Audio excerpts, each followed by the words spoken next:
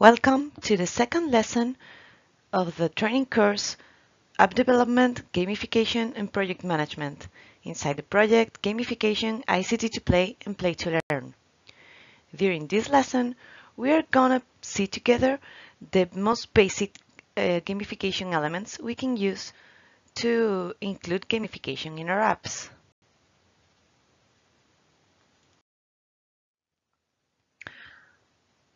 First of all, we must remember something, and for that reason, I'm gonna go back to the 6D model we saw in our first lesson. If you remember, the fourth step of this model was devising activity loops, which means, as you will remember, we had very concrete non-playful goals, which was the main difference between gamification and games. So, we are going to try to change our users' behavior. This means we have some expectations about their actions, and we want them to do some key actions that they are not doing, or they are not doing as intensely as we want to. So, to improve the way they do these actions, to adjust their behavior and our expectations, we are going to use rewards. The game elements we are going to go through this lesson are some of the rewards we are going to use. But the fact here is that we want to improve repetition of these key actions until the desired behavior we expect from our users is part of their natural behavior. So we want them to do something naturally that they are not doing for the first time.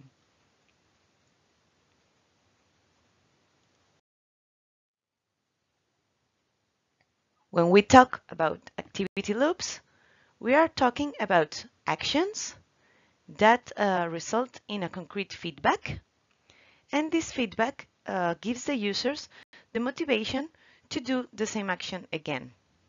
It's very important to think about feedback because sometimes we don't do what we are expected to do simply because we don't know it's important, we don't know it has a purpose, or we don't know it's better doing so than doing the other way. So, for example, when we are talking about education, when we have an exam or we have some assignment and we are getting graded for this, we have feedback on our performance to know if we are doing well or if we have to improve. This feedback is the most basic mechanism we have to improve people behavior. If we think about children, when they are learning how to behave in public or how to socialize with others, it's a continuous cycle of action and feedback.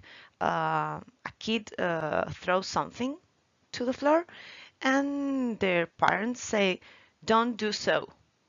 Then he would have the motivation to stop doing so. In fact, something that happens with children is that as they receive feedback for their negative actions, they feel encouraged to do them again because they want to see a reaction. This is something that happens in our human nature that has a lot to do with the disruptor behavior we saw when we were talking about different players and their characteristics. But most of the time, when we explain correctly what's the consequences of the behavior, what are the main advantages of doing something, we will find a way to make this cycle turn positive. So they will start doing the action we expect them to do and not the action they naturally do.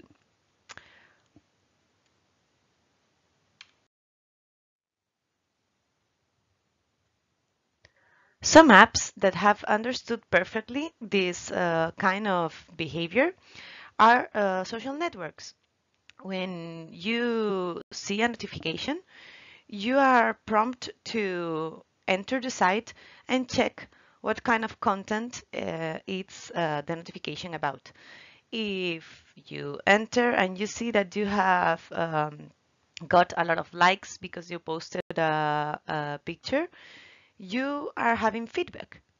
You are having some positive feedback in your social environment about that picture. So you will feel more likely to share another picture the next time you take it. Uh, on the other hand, if we forget, for instance, to check our social network for a while, you will probably see that there are notifications that suggest new interesting content, that gives more importance to content shared by others, like for instance, events in Facebook. This is because the application, it's trying to make us go back.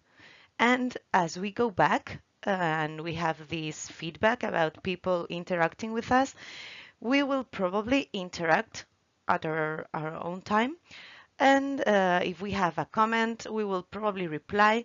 And that reply is gonna generate a new loop of feedback. Likes, reactions, more comments. All this makes users naturally engaged into the application. They will go back and go back. And if you realize the kind of contacts you have in your social networks, you would probably realize that there are people that are almost all the time online.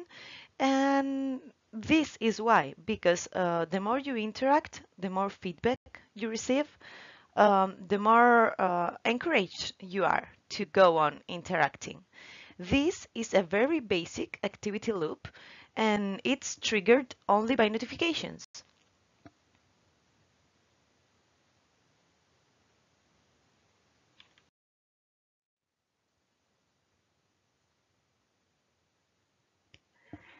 In fitness apps, you'll see, for instance, that when you first install it, you have a lot of possibilities that you are not understanding because you haven't started being active.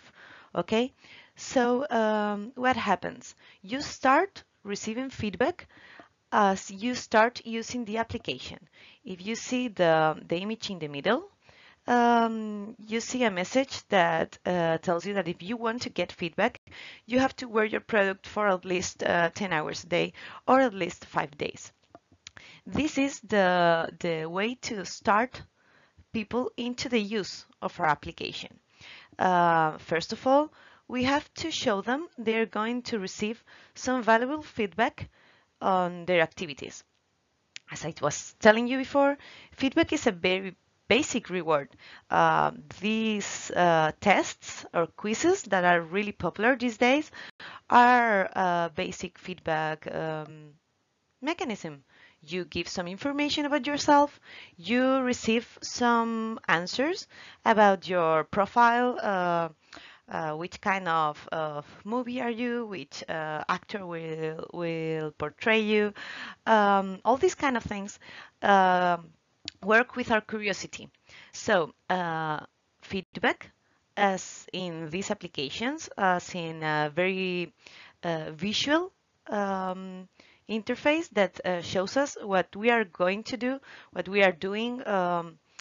It's a very basic reward. A lot of applications work on this: fitness, productivity. They simply tell you what are you doing and what are the consequences of your acts, how many calories have you burned, how much time were you active, and it sets you comparisons with other users, or simply sets you goals that are close to your actual daily activity, as if you see in the last image. Of course, you have low intensity, medium intensity, high intensity, and the daily activity goal would be adjusted to this kind of intensity. If you are walking, of course, you need to be active for longer than if you are running. This has a lot to do with something we were talking about in the previous lesson.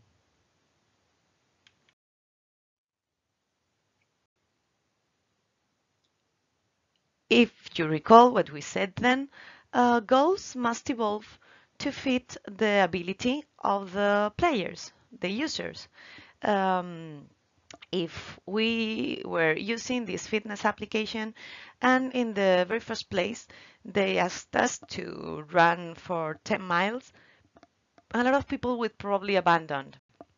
So we're starting setting very close goals, like try to use this for 10 hours a day, which is, if we are talking about wearables, is not a hard thing to do. You just put it on your wrist or whatever, or 5 days in a row.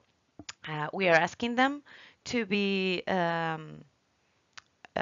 working for our app, giving data for our app for a lot of time in a day or for a lot of days in a row. These are two ways of working into activity of our users. We can have daily active users or regular users. Maybe our users won't log in every day, but they will log in every week. Or maybe they will not log in regularly, but they are eager to use our application for a lot of time during the same day, for instance, on weekends when they have more time. This is something we have to understand. This is something we have to think about before setting our goals. And regarding what they are prompted to do, we can start working on how to take them from their natural behavior, to our expectations, their desired behavior.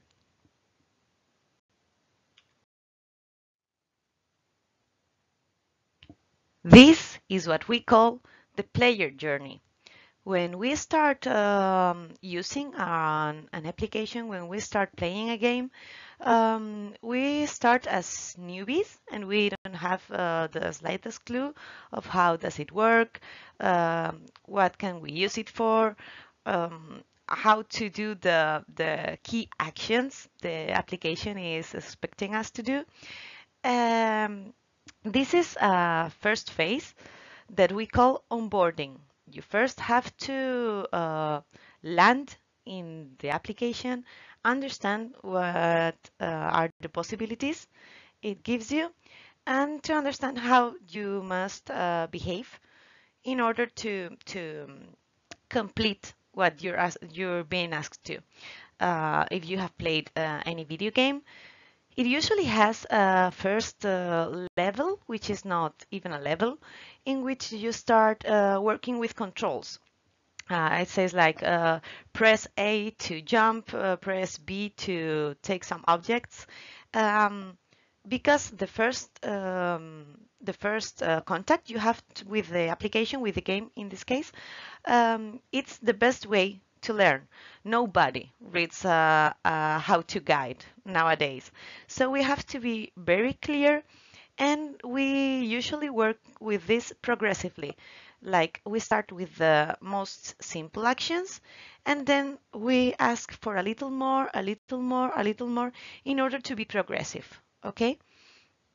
When we have already explained very well to our users what are their possibilities, what are our expectations about them, we can then work on their behavior to be regular.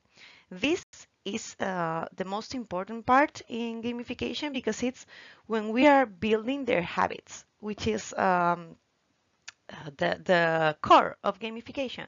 We want, as we were talking about when we were talking about activity loops, we want them to develop as a natural behavior, the behavior we're expecting them to have.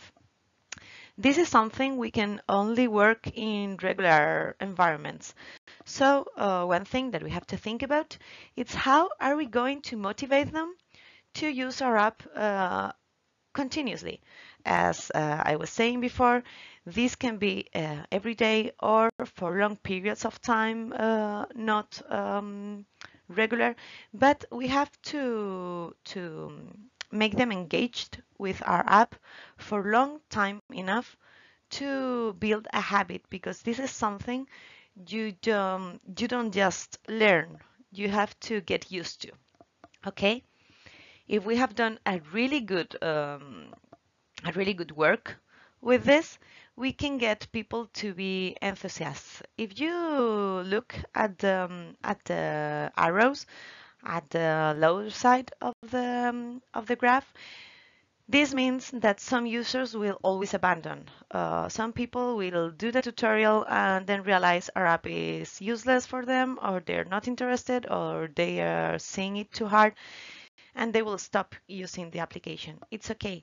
We only need to take them to the regular state if they are engaged. If they are not appealed at the first moment, they will never use our app again. So this is something we have to understand. The onboarding must be really attractive.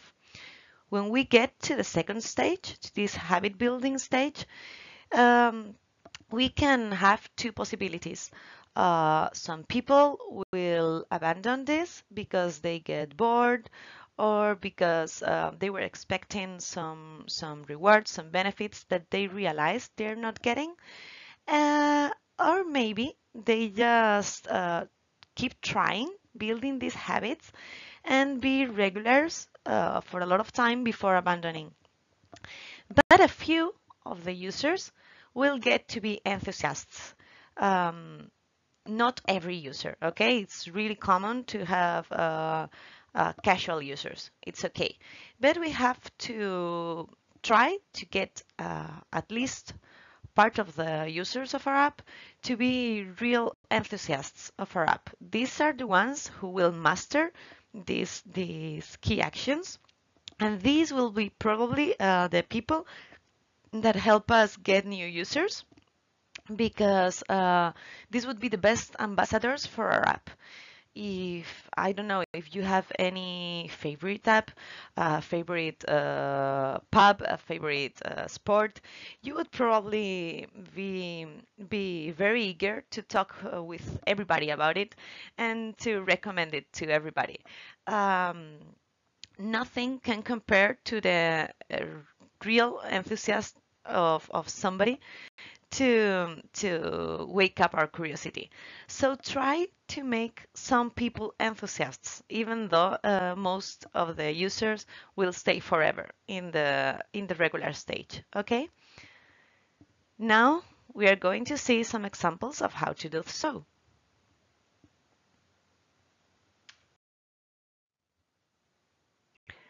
For instance, this is a really simple onboarding screen. And if you look at the image, it just says login or get started. It's very important when we are talking about key actions to limit the possibilities of the users. If they can do a lot of things, they will probably be disoriented and they will try some of the options but forget about some of them. And this is really important, especially if not all of the actions are of the same importance for us. In this case, we see that the most important thing we are asking our users to do is to log in. This is probably because the main goal is to have people register in the application. Okay, and if we go with the get started option, we will see through different screenshots um, the three basic actions they are expected to do. This is an application to hire people to clean for punctual events, and you have the possibility to manage your bookings, check check the progress, and rate the cleaner you have hired.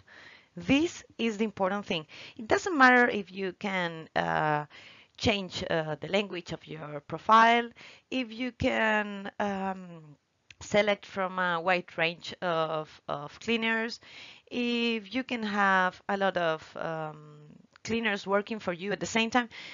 You would probably get to that, but when you first use the application, the really important thing is that you get through these actions. You book somebody, you check the progress, and you rate the cleaners. Probably rating would have not been our first choice if we have been asked about important actions. This is an example of how to take our goals to onboarding. If we think that trust is an important part of how users will use our application, we think that recommendations are very useful to show people that the cleaners they are hiring are trustworthy. And it's really important because it's somebody you are going to hire just for once and you don't have any real life references. Then take it to the onboarding and ask people to rate their cleaners. This is something we see also in Uber, in Deliveroo, etc.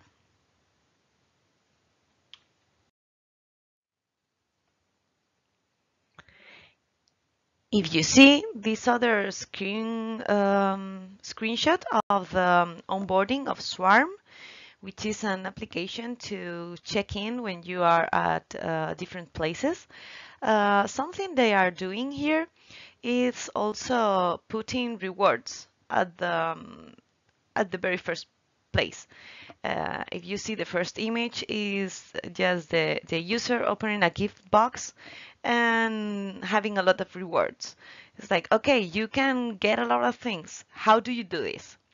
And then you start explaining what can they do, which kind of feedback you're going to receive. If you look at the images, you'll see we have some graphs.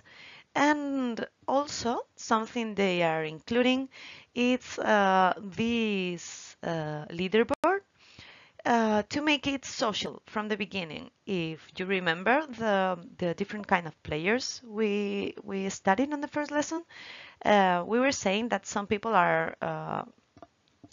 do prefer to play alone, and some people only are interested if they can interact with friends. Here, they had a very individual onboarding, and the last screen is only shown to tell people, hey, we have social functions here. These are not the main, but go through it. You will discover them. This is something we can also use the onboarding to explain different kind of users that we have possibilities for all of them, because as we will see when we start working on the elements, the way we use the elements and the way we combine them will allow us to target all kind of players, even though all of these categories are more naturally interested in one mechanics or another's.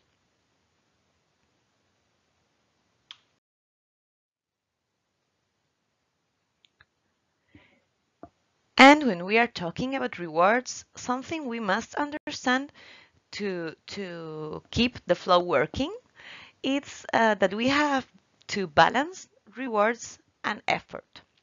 Okay, when we start using an application, when we start playing with a game, you will probably realize that it's really easy to win a fight, to get a medal, to discover a new weapon, to get some points. This is because when we are on onboarding, it's very important that we give the users very easy rewards, so they realize that they are receiving rewards. It's like as we were seeing in the Swarm onboarding. Hey, you're getting rewarded for doing this. Something that we have to understand is that if these rewards are being so easy, people will start thinking of them as less valuable.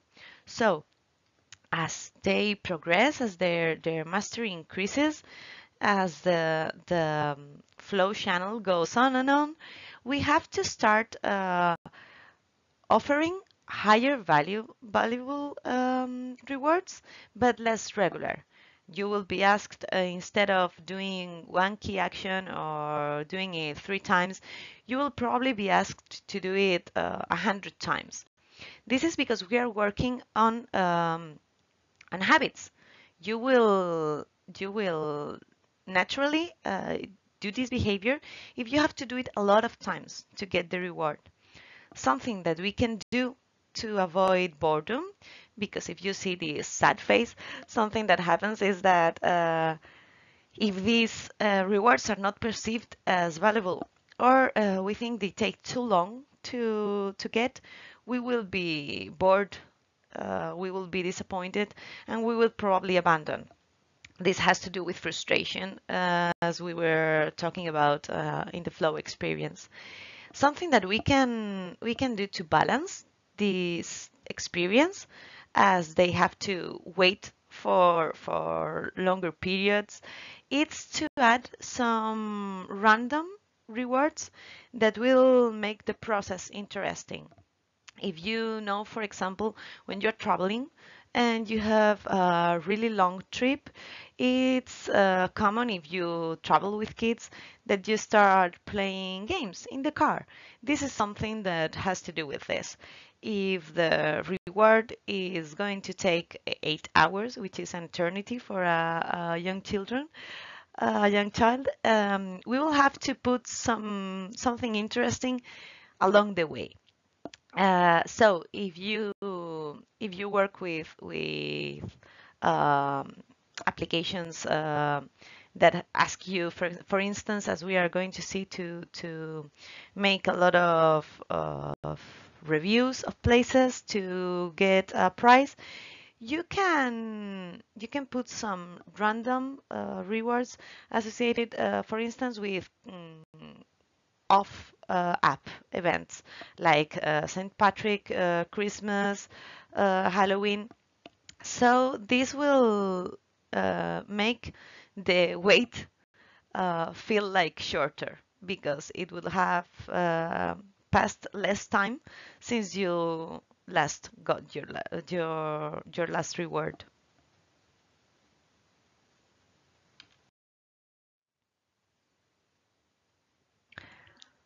So let's go through the elements. Um, if you see this infograph, we are talking about some things that we have already seen, like accelerating feedback cycles, having clear goals and rules, or making tasks challenging but achievable. We will talk about narrative on the fourth lesson, when we talk about user experience and gamification. And we are going to see in this lesson these five common mechanics. There are a lot of mechanics more than this, and we will go through them during the next lesson. But these are the most common, and something we have to be careful about is that as these are easier to include in any app, there has been a general misuse of it, and they are everywhere. So if you choose to include only these mechanics, please be sure that you have been working very thoughtfully through them, so that they are well balanced and they are adjusted to the kind of users you are having. We are going to see some examples from now till the end of the class of how to do these mechanics work in reality. First of all, we have points. We are all familiar with points because they are the most basic mechanism of gamification, and they have been used for all kind of programs since the beginning of time. We could say, for instance, this is something that loyalty programs have been using forever. If you see the image at the left, we see how the Home Depot gives their buyers some points that they can redeem for credit. This is, as I was saying, very basic, and this is something that we have been seeing in airplane flights, in supermarkets, etc. The most basic way of including points would be like this. Um, 1 point for each dollar spent. And when you get to a certain amount, in this case we see 2,000 points, you can redeem them for 10%. So, in fact, what we are doing is giving a discount for being loyal buyers. But we do it through points, so they can see how the points account increases, which is again a feedback mechanism. Something that is really important when we are working with points is that we get sure that we are balancing the amount of pounds we give, the amount of points we give, to the importance the action has according to our goals. If you see the image at the left, at the right, sorry, you will see the opposite. Is not this basic, but first of all, you have to install the application, and then you can use a redeem code, which will give you 150 reward points. This is because if the user is not installing the app, then nothing will happen. So in the first place, we have to give them a reward really fast to achieve. Remember onboarding, and that has to do with the start point of their using our app. But also at the lower part of the image, we see that they are receiving uh, reward points if they invite their friends, because as we were saying, being an ambassador for an app is something really valuable. I will spend a lot less money if I have my users making advertising for me, and also people will be more likely to install an application if a user they already know recommends it, than if they see an ad. So we should be eager to give reward points if people brings new users. This is what we have been seeing in affiliation programs. And again, this is something that has been doing before we had applications. We can think about Tupperware programs where people will sell to their friends and they will get some money for doing so. This is the same thing, but we are using points instead of money.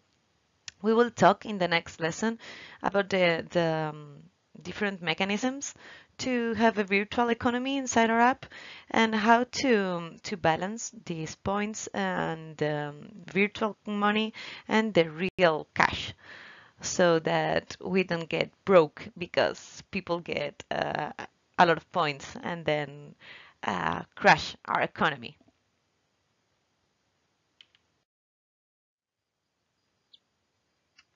Another very popular mechanism is badges. In fact, you will sometimes read about critics of gamification talking about badgification, because it seems that in the latest years, every application has these badges. Badges are nothing else than a graphic way of showing the fact that you have achieved certain key action inside an application. Foursquare, which was a really popular application, now it's not so popular, was one of the case studies for this, because they got a lot of engaged users, mostly because they used a very difficult batch system that included a lot of key actions. If you see the image at the left, you see there's some badges about progress. Remember the player journey. Here we can see how the user journey has been reflected in these badges. You get the first one as a newbie. Remember that we have to give immediate rewards when people are onboarding, so they will find rewarding the use of the application, and then you go on to being an adventurer, an explorer, and then a superstar. This is what we talked about habit building. If you do this key action, just like installing the application, you'll get the first batch, but you'll have to work harder to get the next one. If you see the next step is on 10, the next one is on 25, the next one is on 50. This is very common and it has to do with the user journey. As we were talking before, rewards must be harder and harder to get in order to be effective in habit building. But if you also remember what we were talking about rewards, we were talking that giving some random rewards that are not directly linked to this progression are a way of keeping people motivated. This is something that Foursquare did really well because there were a lot of different key actions combined. For instance, we see local, which meant that you were really popular around the places next to you. School night when you went out during the week. Photogenic if you uploaded a picture. A lot of these badges could be earned doing certain key actions that were not as exigent as the first line of badges. Just uploading a picture would give you the possibility to earn a badge, and it's really easy, and it can make you wait more patiently to get the superstar badge, for instance. Also, something really interesting about these badges was that nobody knew, at least at the beginning, which was the key action. You had to guess it by name of the badge. So this is something that keep the element of surprise, which is really important for certain users, mainly for explorers. If you remember, we were talking about they being motivated by discovery. So if they have to discover which is the key action, they will be more motivated than if they have to do certain thing that they have been already told, which is something that works better with achievers, for instance.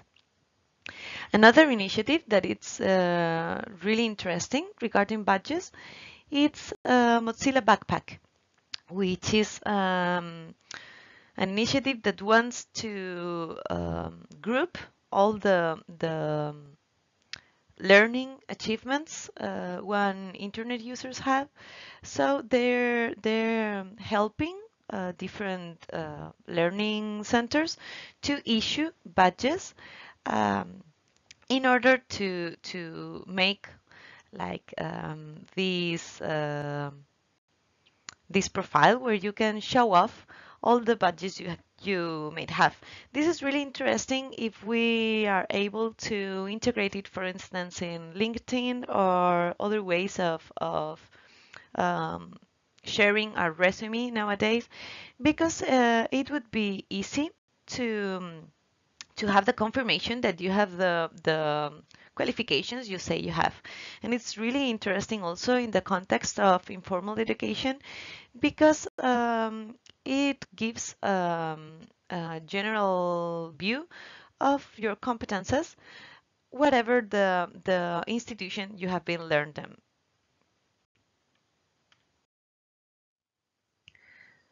I also wanted to share with you this infograph. They are talking about batch adoption curve, but it's not something that could be limited to batches. This is something that happens a lot with any gamification mechanisms. If you see, when you start during the first steps, um, you don't know what's the purpose of your action. You don't know if this batch is valuable or is not. You don't know what to do to get it. But as you start giving the rewards, you start understanding the program. This is what I meant when I said that some rewards are not perceived as valuable by the players. The question of why do I need a badge? It's really common from people that have not been engaged into the gamification system. Of course, there will be a certain kind of people who would not be interested in badges. That's why it's interesting to combine different mechanisms because killers might be only interested in badges if they can compare how many do they have to other people.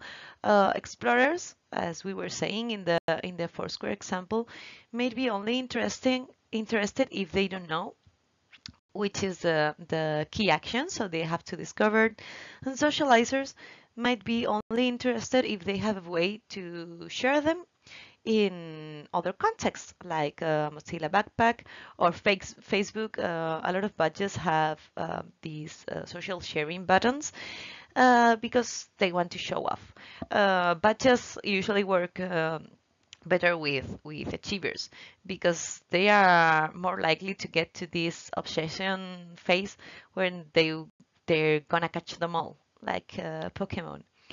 After a while, you will realize that if a lot of people get the badges, if there are too many achievements to unlock, they will start to get frustrated. This is something that has to do with flow again.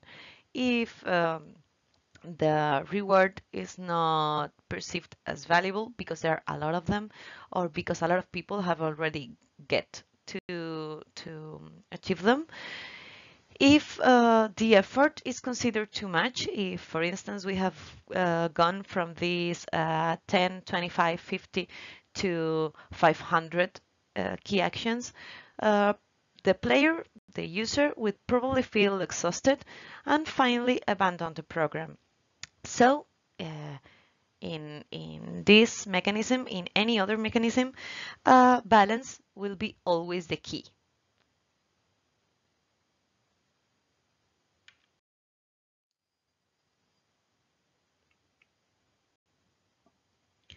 This is something we have to take into consideration also in leaderboards, which is the third of the PBL standard of gamification. They say points, badges, and leaderboards are the most basic elements, and as I was saying, the ones that are usually included in any app, any web, any system. For a leaderboard to be effective, it has to be really well thought. There are very complicated leaderboards, like the ones we are seeing here. But this has something to do with motivations, with kinds of users. First of all, we see that they are dividing the results by today, this week, or lifetime. Why? Because achievers will probably be more likely to compare the results with themselves. So they will be really interested in um, how are they progressing in general. This is why lifetime is interesting for them. But killers might be frustrated if they realize that the top levels at the leaderboard are too far to achieve. So they can try to win today, or they can try to win this week.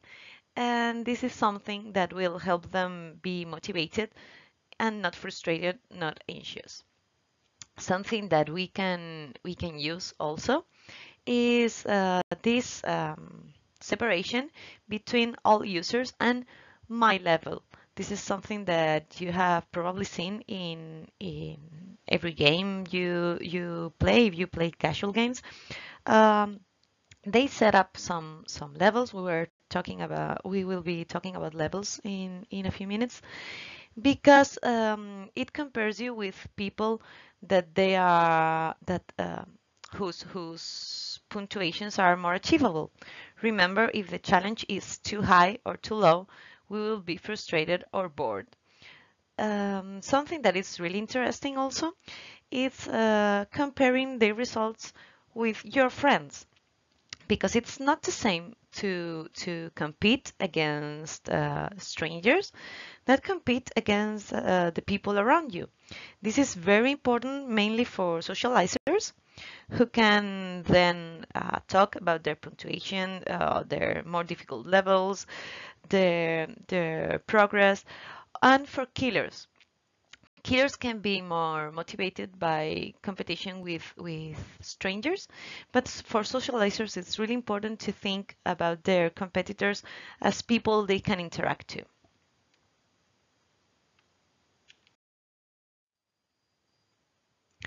Also, if we see this other leaderboard, something we can do is setting, as we have seen with badges, different leaderboards according to different key actions. Here we have an application to exchange amounts of money, and you can sort the leaderboard by the money you sent or the money you received. Because both actions are the same important. This is something that has to do with our goals. If we have said before that recommendation is really important, we could set a leaderboard only of the most sociable users, the people that have brought more users with them, or the ones who are more generous to make socializers involved, or the ones who have won more competitions to make a ranking thought for killers, apart from the general performance, which would be the leaderboard perfect for an achiever.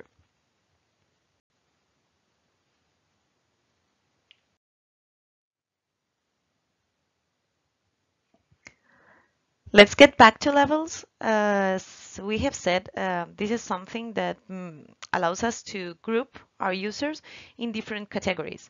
This is something that can be used as a part of staging the user journey, as a way of rewarding people according to their engagement with our app, and a way of making social comparison more fair, to say so. This is something, again, that it's been very basic. It has been used, for instance, with credit cards, like forever. And the most typical differentiation is this one, like bronze, silver, and gold members. And usually, the levels allows us to get to certain privileges, and this is an incentive to get the points needed to go from one level to the next one. For instance, in this picture, we see bronze members get free shipping, but then if you get to a certain amount of spending, you will also have birthday gifts, or you will duplicate the points received for each purchase. And gold members have to feel really exclusive. Also, this sense of belonging to a level could be a motivation by themselves. Here we can see an example.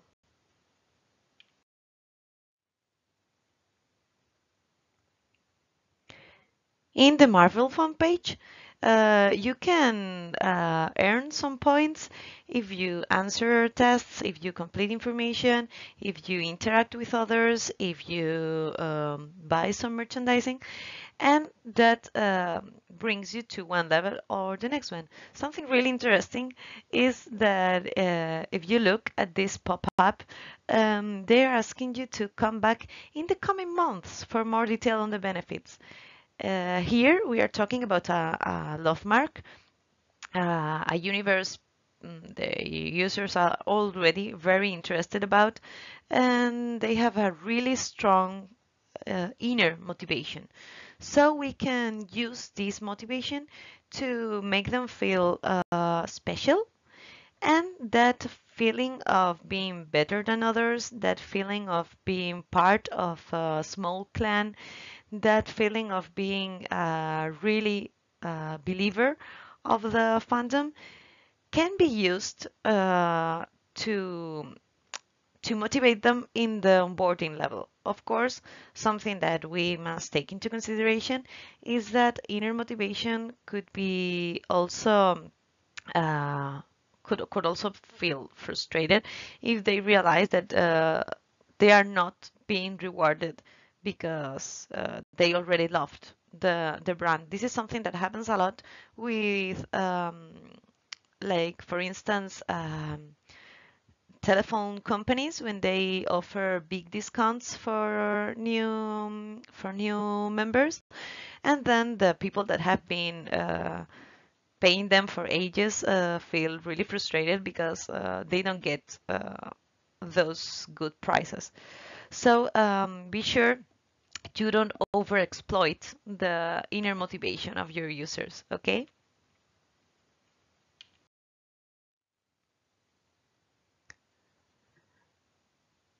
Something that has to do with this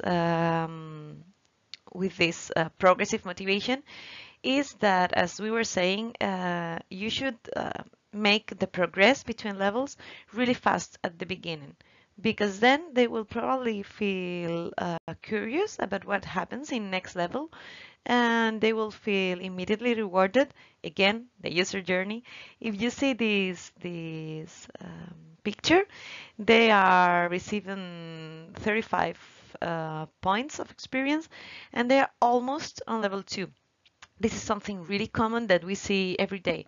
When we do this first key action, remember when we're talking about points, the installation of the app, we are given enough points to almost get to the next level.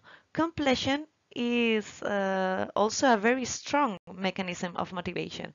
If we see that we are 80% gone somewhere, we will more likely do the 20% rest of the work than if we see we are half the way there.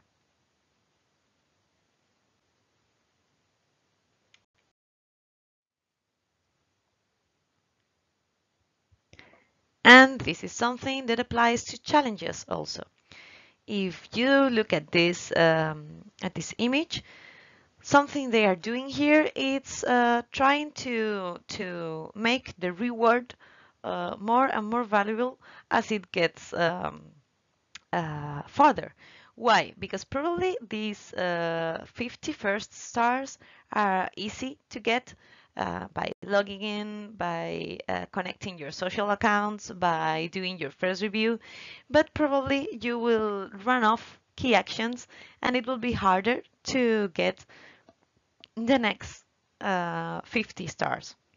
This is also another way to balance the progress between levels without playing with the amount of points required to get from one level to the next one. Then what they are doing, they are multiplying the bonus miles you have in the end. This is another way of doing so. We are talking about challenges when you are told what you do. Get 50 stars, uh, get the chance of winning. You have to connect your financial card. You have to travel. You have to do some social activities. These are the instructions. A challenge has a lot to do with the rules of the play. Um, this has also a lot to do with expectations. We were saying we are telling our users what do we want them to do in order to be rewarded. This is a very interesting motivation because it has a lot to do with human nature.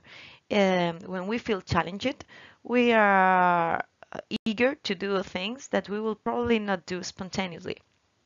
And I want to share with you an example of how can we use challenges um, for things that are not directly linked, but trying to make people understand how hard could a small key action be.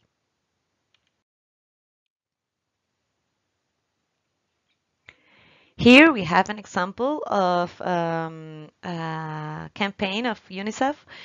They wanted people to spend some minutes away from their phone, and in exchange, they will donate 1 day of clean water.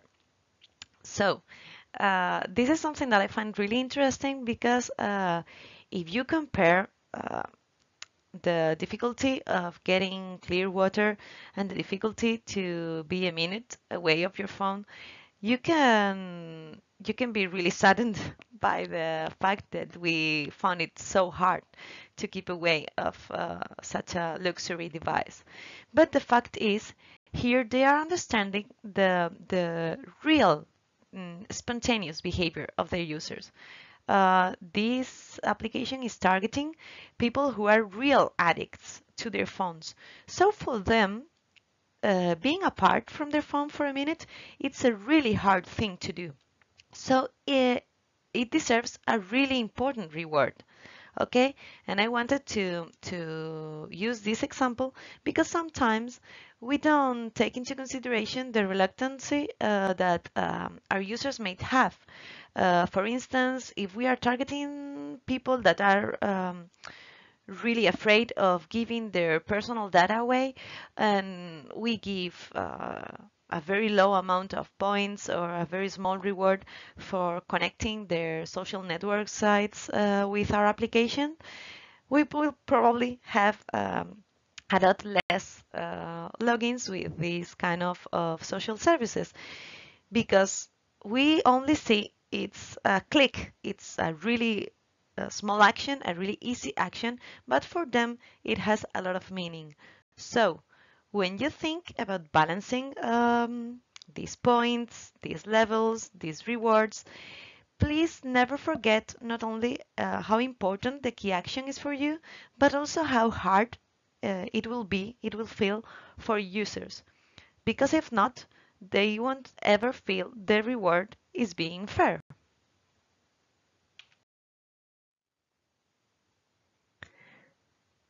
These mechanisms are the basis of gamification, but if you have played a lot of games, you will probably think that games have a lot more to offer, and you are absolutely right. These are only the basis, but we're going to see a lot of elements and mechanisms that we can use in the next lessons. So, see you there.